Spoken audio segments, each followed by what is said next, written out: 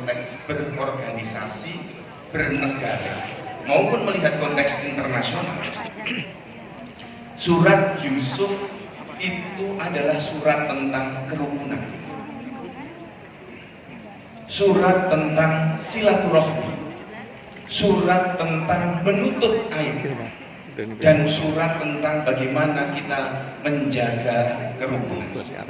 Mas Bayu Berso, ketika kita membaca surat Yusuf itu, satu, Allah mengajarkan pada kita bagaimana menutup aib.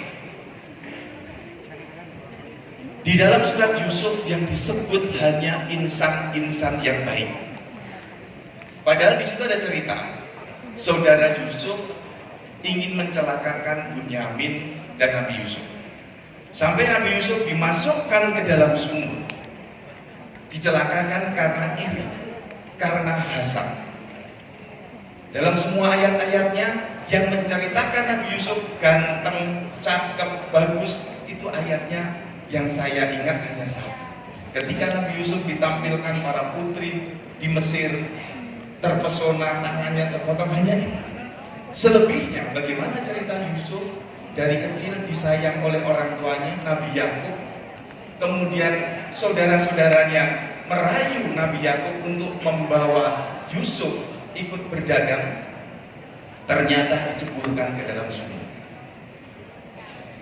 Diambillah Nabi Yusuf oleh saudagar, diceritakan dalam surat Yusuf, dijual dengan harga yang sangat murah, kemudian diambil oleh raja di Mesir. Nabi Yusuf memiliki keahlian menafsirkan mimpi.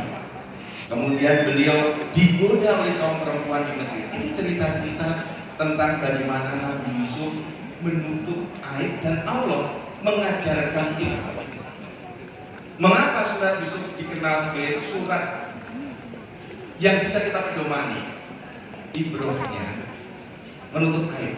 Allah tidak pernah menyebutkan nama-nama saudara Yusuf. Yang jahat-jahat itu hanya disebut saudara Yusuf. Tidak disebut namanya, juga tidak disebut dengan inisialnya. Kalau sekarang orang belum tentu salah, sudah ditulis di media inisialnya. Kadang ditulis nama lengkapnya. Dalam surat Yusuf tidak. Yang disebut hanya Yakub, ayah Yusuf, beliau Nabi Yakub. Kemudian Bunyamin, adiknya Nabi Yusuf, dan Yusuf. Itu insan yang baik. Ketika di Mesir terjadi kekurangan pangan, kekeringan, saudara-saudara Yusuf datang ke istananya Nabi Yusuf, meminta makanan, kemudian bertemu dengan Nabi Yusuf, bertanya, apakah engkau Yusuf? Dijawab oleh Nabi Yusuf yang menjadi raja, ya, aku Yusuf. Saudara-saudaranya sudah ketakutan. Dan saudara-saudaranya meyakini kalau Nabi Yusuf sudah mati waktu diceburkan ke dalam sumur. Tapi apa yang dikatakan oleh Nabi Yusuf?